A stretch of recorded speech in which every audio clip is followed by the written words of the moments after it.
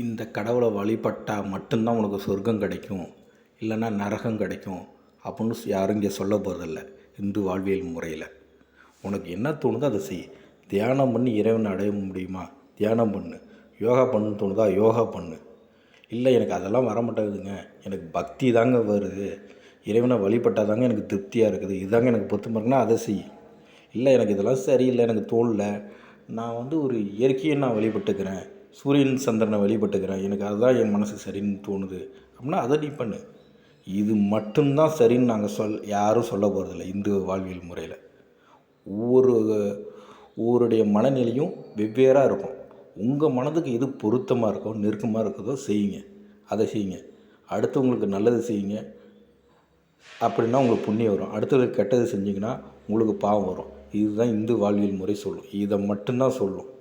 மற்றபடி உங்களுக்கு தோணுவதே செய்யுங்க. எப்படி இறைவனை வழிபடணும்னு தோணுதோ அப்படி வழிபடுங்க.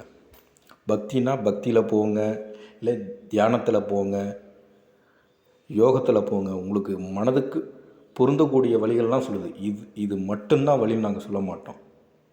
இதுவும் வழி அதுவும் வழி அப்படின்னு இறைவனை அடைவதற்கு பல வழிகள் உண்டு அப்படின்னு சொல்லக்கூடிய அனைவருக்குமான மார்க்கம், அனைத்து உயிர்களுக்குமான மார்க்கம். அதனால தான் இந்துக்கள்கிட்ட மத சகிப்புத்தன்மைங்கிறதே இல்லை. எல்லா மதத்தையும் ஏற்றுக்கிட்டதால் நம்மள்கிட்ட என்னது மத நல்லிணக்கம்தான் உண்டு. அதனால தான் இந்த இந்து வாழ்வியல் முறை இருக்கிற வரையும் தான் உலகத்தில் சமாதானம் அதிகமாக நிலவும். சில பேர் குறை சொல்லுவாங்க, இந்து மதத்தில் பிரிவுகள் இருக்குது அப்படின்னு சொல்லி. இந்து மதத்தை விட்டுருங்க, உலகத்தில் உள்ள பல்வேறு நாடுகளை, பல்வேறு மதங்களை எடுத்துங்க. ஏன் அங்கெல்லாம் சண்டைலாம் நடக்கலையா? அதிகமாக நடந்திருக்கு, கொலை அளவுக்கு போயிருந்துருக்கு. ஆயிரக்கணக்கான மக்கள் மடிஞ்சிருக்காங்க.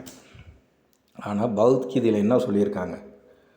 ஒரு மனிதன் ஆணவம் கொள்ளும்போது ஆசை உண்டாகிறது, ஆசை நிறைவேறாத போது கோபம் உண்டாகிறது, ஒரு மனிதன் அதிக ஆணவத்தினால்தான் தவறு இழைக்கிறான் அப்படிங்கிற அடிப்படை உளவியல் உண்மையை மட்டும்தான் சொல்லியிருக்கு.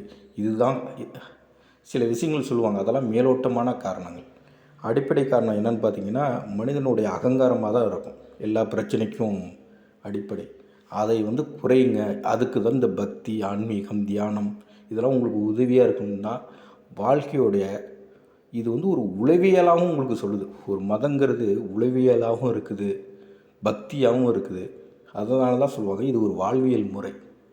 எல்லாமே ஒரு இது இந்து மதங்கிறது நிறைய விஷயங்கள் இருக்குது, கடல் முறை.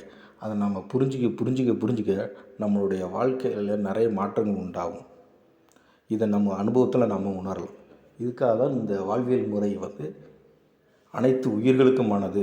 இந்த வாழ்வியல் முறை இருந்தால் தான் மனித உயிர்கள் தொடர்ச்சியாக வாழ்வதற்கு இந்த மார்க்கம் வழிவகுக்கும்.